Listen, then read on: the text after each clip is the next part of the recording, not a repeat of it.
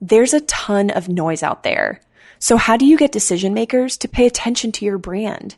Start a podcast and invite your ideal clients to be guests on your show. Learn more at sweetfishmedia.com. You're listening to the B2B Growth Show, a podcast dedicated to helping B2B executives achieve explosive growth. Whether you're looking for techniques and strategies or tools and resources, you've come to the right place. I'm James Carberry. And I'm Jonathan Green. Let's get into the show. Welcome back to the B2B Growth Show. Today we are joined by John Sampogna. John is the co-CEO and founding partner of Wondersauce. John, welcome to the show. Thanks so much for having me. Happy to be here. It's a pleasure to have you on the show. We are going to be talking today about Agile frameworks. And I'm excited to dive into this content. But of course, before we get into it, John, tell us a little about sort of Wondersauce and what you and your team are up to these days.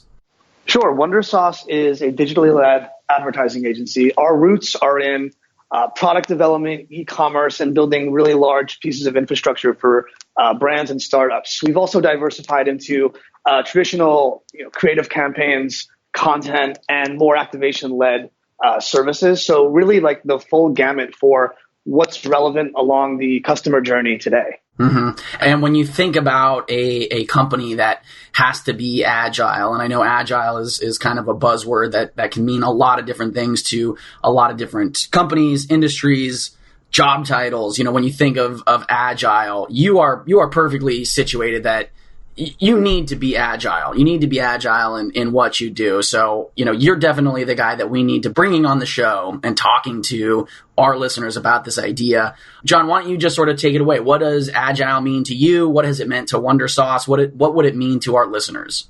To me, being agile is rooted in two things. It's being self-aware and it's complete fluidity in terms of how you deliver anything towards your clients.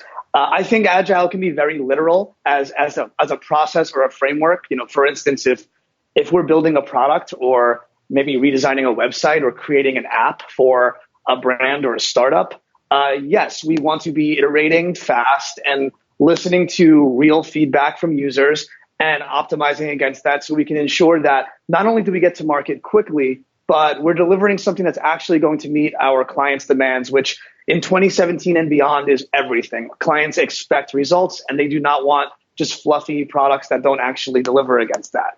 But more broadly speaking, I think that agile is more important in terms of being self-aware of how you're building an organization and ultimately looking at your clients. So for us, it's super important that we're constantly very aware of how the market and trends generally adapts and changes. And we're constantly able to then reflect internally and make sure that our employees are the best form of consultants to our clients. Mm-hmm. Yeah, you had made the point a little bit earlier before we started recording that certainly these days that businesses change, but also that the markets change. And so being agile and not just agile development, but using agile frameworks sort of across the business is more important now than ever.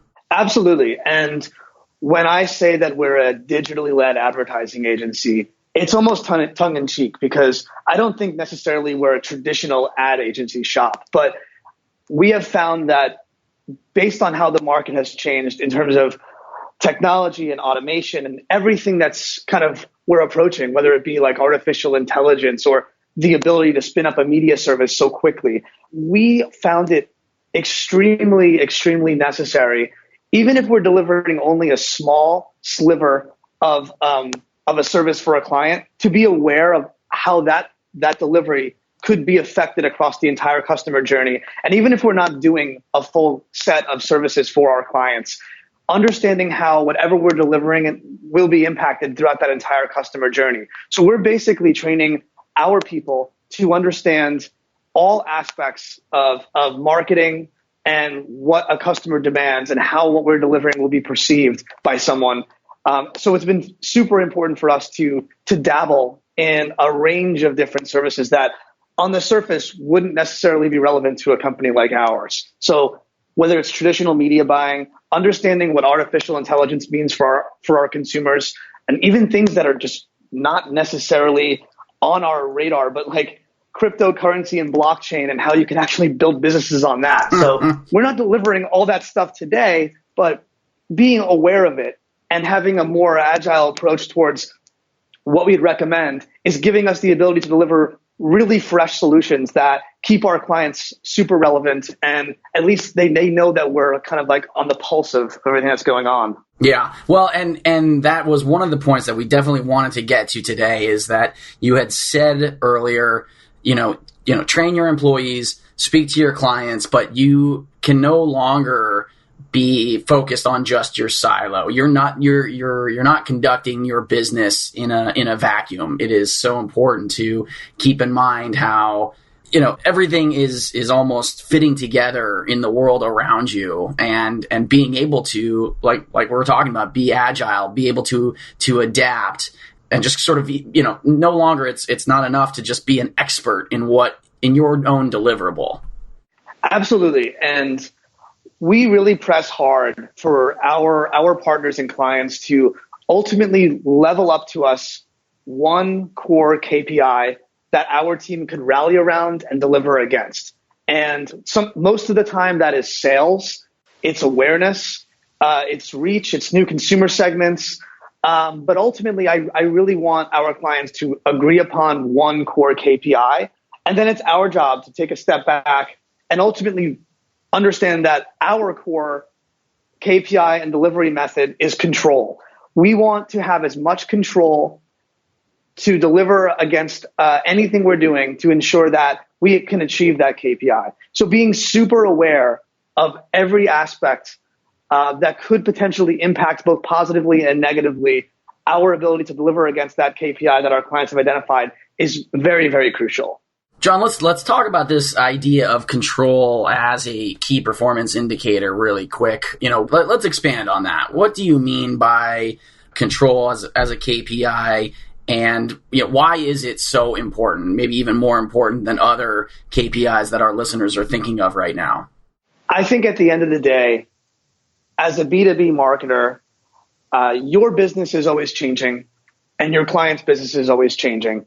And when engaged to deliver a service, you want to be in complete control to ensure that you could actually meet and have a successful relationship with your client. So from our standpoint, because of how the customer journey is so segmented now and how the lines have blurred between, online and offline activation, the sense that a customer journey right now is so much more fragmented than it was 15, 20 years ago.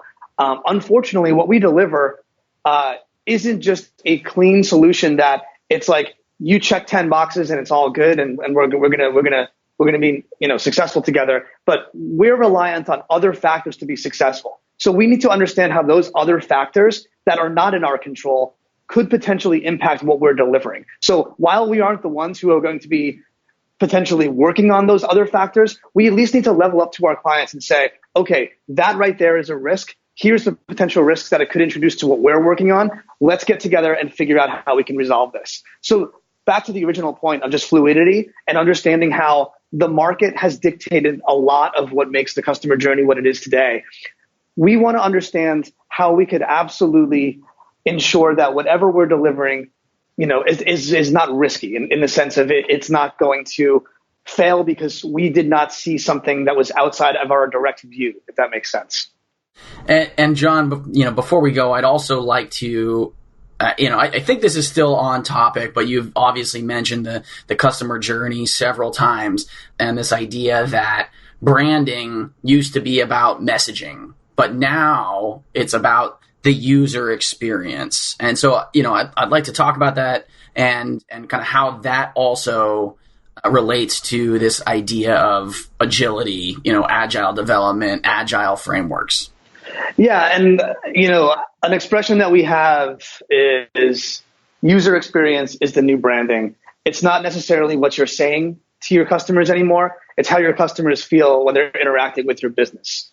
I think the best example of this are, truly modern organizations that have come into specific industries and disrupted, whether that be like a Warby Parker or, a ride sharing company like a Lyft or an Uber or, an Airbnb. It's not about the logo or the campaign or the colors selected or the spot that you saw. It's about that feeling the first time you interacted with that product, both on and offline. It's hitting a button, running through the rain, jumping into the backseat of a car, speeding off, getting to your destination, jumping out without paying. And you kind of walked away and you were like, well, that was really interesting. I kind of want to do that again. And that is what we're trying to achieve. So while, we're not ultimately responsible for, driving the car and exchanging pleasantries with the person in the backseat, or, we're not responsible for the entire customer journey. We have to be aware of how that entire journey will ultimately lead to a success or a failure to what we're delivering. So that is what I'm talking about, where I'm talking about fluidity and agility. It's understanding that while you're not going to be in complete control of that entire journey, you need to be aware and a consultant to level up all concerns that could positively and negatively impact your client's business. Yeah. And you know what? I think that is one of the most perfect examples you could have given as to, you can't be so focused on just your silo. You need to be aware of the larger world around you. So that's perfect. John, I think this has been some tremendous content. I've gotten a lot out of it. I know that our listeners are going to as well. And if any of our listeners are interested in following up with you, learning more about today's topic, learning more about Wondersauce and how you guys have been working, what's the best way for them to go about doing that? Sure. Just check out wondersauce.com. Or hit me up on LinkedIn or Twitter. Happy to have any conversations. Fantastic. John, thank you again so much. It was a pleasure having you on the show today. Take care. It was a pleasure being here. To ensure that you never miss an episode of the B2B Growth Show, subscribe to the show in iTunes or your favorite podcast player. This guarantees that every episode will get delivered directly to your device. If you'd like to connect with B2B executives from all over the world, make sure to join our private Facebook community. There are some incredible conversations happening inside this group. To join, visit b2bgrowthshow.com/FB. Thank you so much for listening. Until next time.